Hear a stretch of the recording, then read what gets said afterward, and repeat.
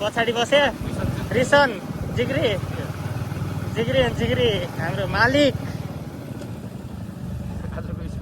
आजको स्पोन्सर 1000 रुपियाँ मात्र छ भन्दै थिए गाइज। घुम्नलाई पैसा भन्दा पनि स्पोन्सर चाहिन्छ भन्दै म त गरिब छु होइन, केटाहरू सब स्पोन्सर गर्दैछन्। अनि यो चाहिँ भेटको एकदमै दामी छ क्या, भेट यो चाहिँ वाइल्ड लभली छ क्या यो ठाउँ। यहाँ रोखो ठुल्दाइले देखाउँछ है। अब अलि अगाडि यहाँ चाहिँ दाइहरू हुनुहुन्छ यता।